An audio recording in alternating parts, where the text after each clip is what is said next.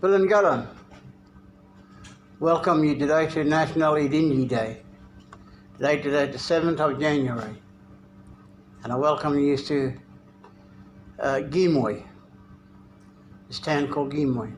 And as I'm standing here today, National for Idingi people of this land, that we come true. And it's a very thing for me, it's a very touching thing and a very happy thing. And I'm very proud of myself and my mum and dad and all the Idingi people that walk this country. I want to thank you a lot today, all you Idingi people, that you'll see me on this show now, and that we can have a good day. And we have Queen Birthday, we have Australia Day, so it's Idingi special day today. And I hope you all be all glad out there, and you Idingi people, and whoever watching. Thank you.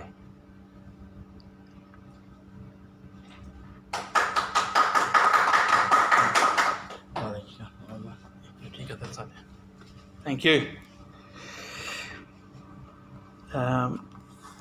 What I might do is just acknowledge everyone here today. It's been a wonderful day, and with the events happening in the United States, we didn't want it to overshadow the SYG National Day, but I reminded myself that it's January 6th in the United States at the moment, so there's no problem with that. Thank you once again, Police Minister for Police and Cultural Affairs, Bumi of Gimoy Borough, and one of the senior elders of the Idingi Nation as well, and wanted to say thank you very much for that. I would also like to acknowledge Trevor Gungalita, the Minister for Tourism, and of course the Minister for Social Services, Mullen Dinnell, as well as the Chief Minister and everyone else that is participating today. thank you so much for your attention, and to everyone out there who's watching this broadcast. It's truly an honour to be here today. First and foremost, I acknowledge the members of the Yidinji Society. Some of those today are watching it via the various social media platforms. They are boys and girls, men and women of the Yidinji Society. We want to acknowledge you today and your families and your rich history. We also would like to acknowledge Janalan Yidinji, which for people watching out there is the Tribal Council of Elders that have carefully and very wisely navigated this journey. And of course my colleagues that hold office of the Yidinji government, and I've mentioned a few today. But more importantly, I would like to acknowledge Gayabra, the one true God, and his only begotten Son, Yeshua HaMashiach, for he truly is a rock and a fortress, and without the Creator we would not be here today. January 7 is important. It's an important day here on the Yidinji territory, and without it, we as a government may not have come into existence, which is the very reason that we have identified this day as the official national day of the Yidinji nation.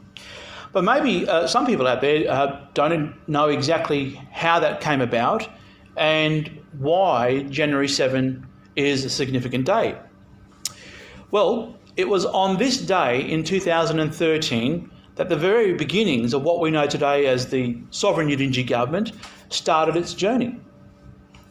There had been a meeting held on the tablelands, and it was determined that the Yidinji nation would reinvigorate the law and express it this time in written form through a legal personality that was to be created by and subject to the very law of the land that we are standing on today. So really it began the codification process. Yidinji has a law, but now it was starting to put that in writing.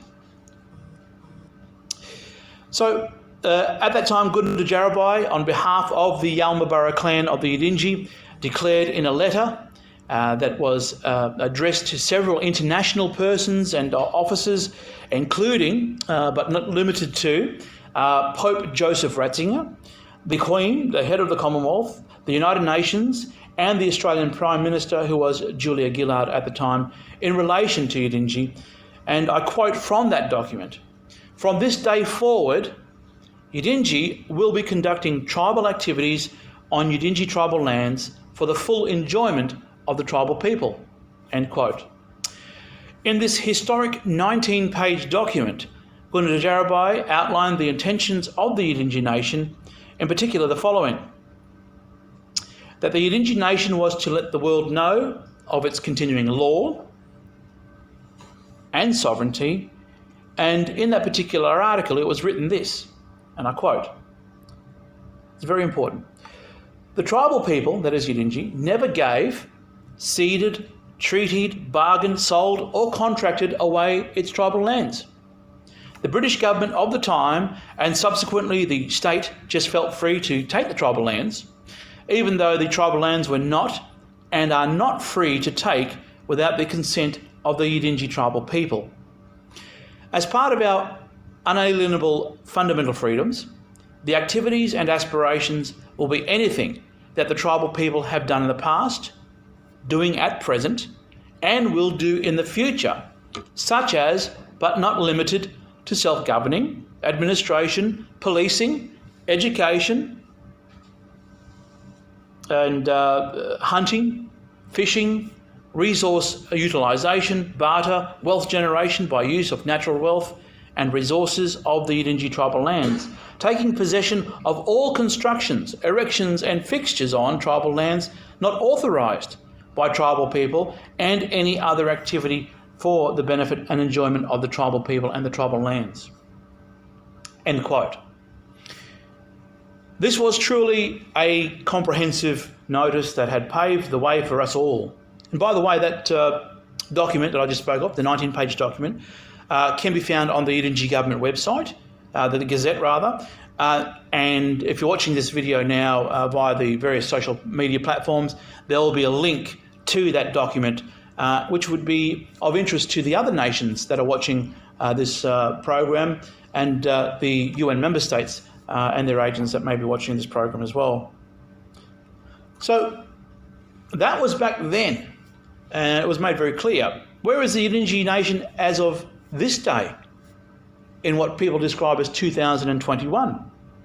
Well, I'm very happy to report that the Yidinji, or the SYG, has increased over the years. Currently, we have the following offices and or departments, just like Queensland or the Commonwealth of Australia, just like France, government departments. Ghana Jimaru, the Office of the Chief Minister. Gulal Duga, Office of the Attorney General. Bunjur, Office of Health. The Office of Social Services, or Strong People, a Strong Society. Binal, which is Office of the Treasury. Yinyabungan, Office of Renewable Energy. Nyalanbama, Aged Care. Mayara Nilalji, Office of the Police. Gurungkang, Communications and Broadband. Birinjalan, Office of Sports and Recreation.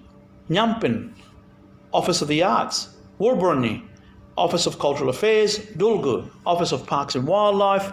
Dulgul Jabuja, the Department of Environment. Jubajili, Office of Surveyor General. Jiggle, the Department of Education. Banam, the Office of Forestry and Water. And Jigur, Department of Emergency Services. Mundung Binajan, Employment and Training. And Munaji Wangalji, the Office of Foreign Affairs and Trade, which in my view is the best one. I only say that jokingly because obviously I am acting as the Foreign Affairs Minister today. So congratulations to the government for that, the Chief Minister and Cabinet, and more specifically the Yidinji elders for pointing us forward into that direction. So January 7, coming back to that now, is a special day to acknowledge the hard work of the government ministers and the elders that put in the time to make Yidinji great again, which is a great Maya cap. Okay, in my capacity as Foreign Affairs and Trade Minister, I'm very happy to also acknowledge and recognise the diplomatic staff that are assisting with taking this Yidinji message to the rest of the world. And I'd like to mention them by name. To those listening and watching this address, we have several diplomats who are working very hard for the Yidinji nation. A special mention to the Special Envoy to Latin America and the Ambassador to the Ngambri Territory, which Australians would describe as Canberra, Her Excellency Lara Leslie Gandangara, Ambassador to the Camaragal Territory, which Australians may describe as North Sydney, Her Excellency Susan Gurinji Wawonga, Special Envoy to the Himalayas, His Excellency Justin of Bundawajan, and His Excellency Dean of Warramai, Ambassador to the Warramai Territory, which is north of Sydney, a bit further. Her Excellency Jarawa Yiwe, Ambassador to the Squamish Territory, which the world may know as British Columbia or a Vancouver area. So we do have a intercontinental representation. Her Excellency Tratha Chuanji, Ambassador to the Chuanji Territory, and our Special Envoy to the Pacific, Taufa Tongilava. And we say thank you to very much. And the good news is we're about to make a reappointment for the Special Envoy to the Commonwealth and the European Union. Now with the recent events, it's much more heightened for us to have some sort of a conversation with our friends from the European Union. The Department of Foreign Affairs and Trade, for those listening, has the responsibility of granting entry visas to the Yidinji Territory, and we are now making and receiving regular requests for these documents. For example, Scott Morrison has a Yidinji entry visa. They have received Gladys Berejiklian, Michael Gunner, and Dan Andrews. Many Australians have now received these documents. Charles and Camilla, for example, from the Royal House in England, have also received these documents as well. So we're just conducting business with the, obviously the Yidinji government, as we've made very, very public, is here to protect the Commonwealth of Australia, protect the Queen of Australia, the Australian courts, the Australian parliaments and all those things. But we need to do our business, and this is part of that. A special mention must be made here to our German friends who are just across the road here at the consulate. For those listening, the Federal Republic of Germany was the first UN member state to receive full entry visas for all their diplomatic staff, not only here in Gimoy, but down on the Ngambri Territory I think there would have been about 20 or thereabouts more entry visas, so they could correctly come and visit and operate here on the Yidinji territory. The German consul also has an entry visa and a permission to conduct German business here on the Yidinji territory. We have established and are committed to developing international relations with UN member states and Indigenous societies whose governments are not part of the United Nations. They're not UN member states. And I would like to say a specific kia ora to our friends at the Hapu sovereign government in what Australians and many others would probably describe as New Zealand. The tangata whenua there, the people of the land, are in a similar position as Yidinji, and they're expressing it through their legal personality, which is a government. So in terms of recognition, all UN member states acknowledge and recognise the Yidinji nation. It's gone beyond that now. The Australian courts recognise the Yidinji. If the Prime Minister, Scott Morrison, was to come here, he would ask for a welcome to country. And that would be conducted by a member of the Yidinji society. That's really important to remember. The UN also acknowledges what they would say dominion eminence. That is the paramount right of property. So everything on the Yidinji territory is Yidinji. That is to exercise the right is governed by the laws of the Yidinji nation itself. It pretty much means that. The international law realm also recognises and acknowledges Yidinji's imperium. That is to say, the sovereign right of governance that the Yidinji nation exercises over its territory. So it's looking after its house, and this is what the coat of arms represents in that sense. So, what is the message today for those interested parties? Simply, if you own the land, then act like it. And we are acting. This pretty much summarises what January 7 is all about for the Yidinji people. What will this year bring for the Yidinji nation? Well, it's a very good question. Currently, the Yidinji government, through the Office of Attorney General, is actively building the court system with mediation training taking place later this month at the National Training Centre. The Education Department is close to announcing the very first stages of an online-based university, a higher learning institute where people can come and learn via the internet through a number of courses that will be put on there. Some of the very first courses I'm thinking of, and I don't want to speak on behalf of the Environment Minister Kawal, but I would like to see diplomatic training, for example, for the men and women that call Yidinji home, and for the children as well, how to conduct themselves in diplomacy, how to liaise with other tribal groups or other UN member states, for example. That's a very, very important thing. So it's a very important step, on paper at least, which is building the skills base that the Yidinji nation has. And there will be some more exciting developments this year. While the Yidinji nation moves forward on governing its territory and conducting business with the world, it's important also to acknowledge that there are some really great Australians. We have to say that because they're doing their little bit to assist the Yidinji and the Commonwealth of Australia building this bridge, what we call a formal agreement or treaty. And that's currently ongoing as we speak. So I don't want to really mention people by names, but I have to mention one. And agree with it or not, but I think that Nigel Scullion, in my view, was not only a great Australian, but he's a wonderful Australian. He was the one that really, in a very challenging environment, took all the Yidinji legal paper and delivered it to the Commonwealth and to the Commonwealth of Australia and everyone else. So there are many academics, Australian journalists, mums and dads that continue to support the treaty process, for example. And to those wonderful characters, we say thank you.